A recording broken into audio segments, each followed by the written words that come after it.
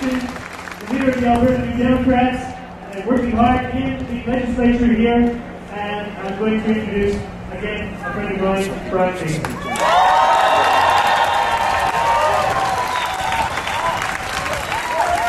you very much. It's great to see so many people here. I sure enjoyed the bananas, didn't you? And I sure enjoyed the grannies. You know, Ralph Klein used to talk about the grannies in the legislature all the time. He sort of was obsessed about them. He seemed to be traumatized by a group of little old ladies wearing flowery hats singing rude songs about him.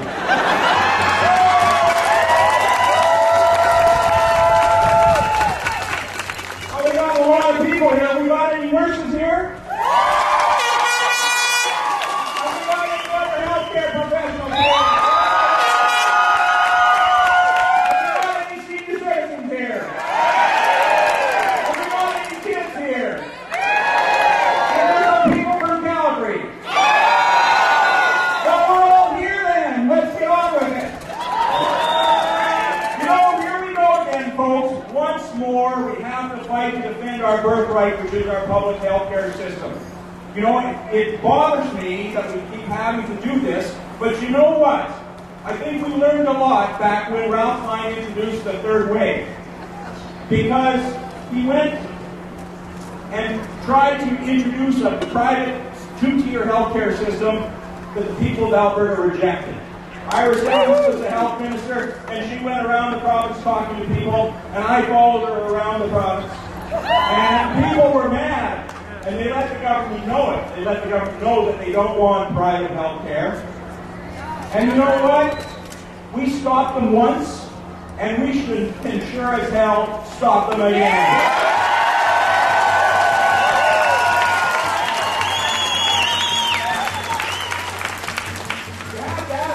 Why, when poll after poll shows Canadians, and that includes Albertans, are solidly in favor of saving our public health care system, and why the politicians keep trying to change that. It doesn't make sense.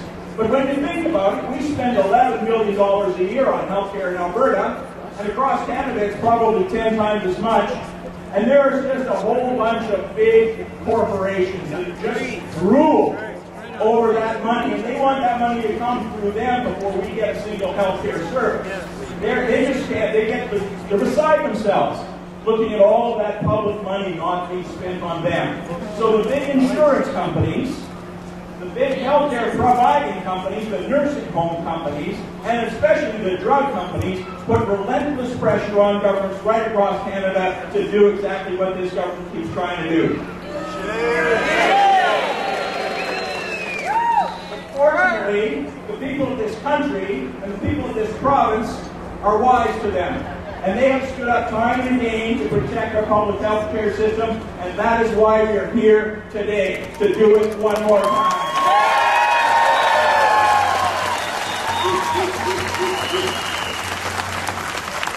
There's one person's name that keeps coming up as I think about it when we're dealing with health care in Alberta, and that person's name is Don Mazankowski.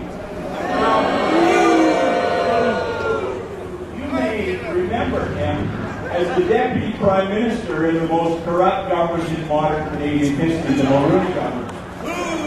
But he's also on the board of a number of corporations, including a major insurance company in this country. And he was asked by Ralph Klein to come up with a report on the future of healthcare.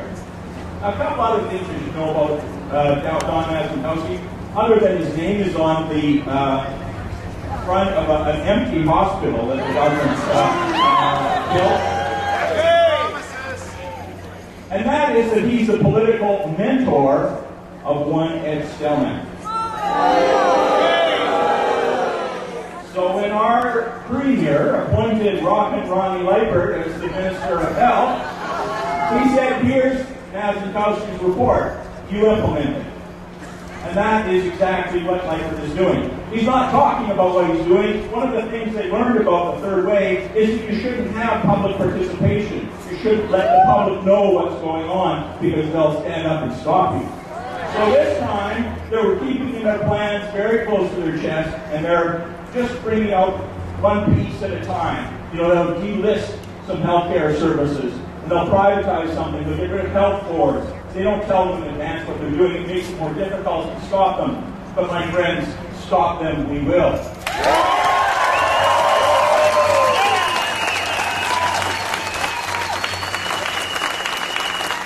Now, there's just three things that I want you to remember about the Massinkowski report, because it'll be a little roadmap to what Rock and Ronnie's up to with this healthcare privatization. He had three significant recommendations. And the first one was, guess what? Delisting of services. Reduce the number of things that are covered by healthcare. The second thing was to increase the amount of private delivery. And the third thing was, and we've got to wait for this one because it's still coming, more user fees. So that's the agenda. And this government is going to try and ram it down the throats of Albertans one more time. And one more time, we're going to stop it, we're going to stop them, and we're going to protect and strengthen our healthcare system. I want to thank all of you for coming today. I want to thank the Friends of Medicare and all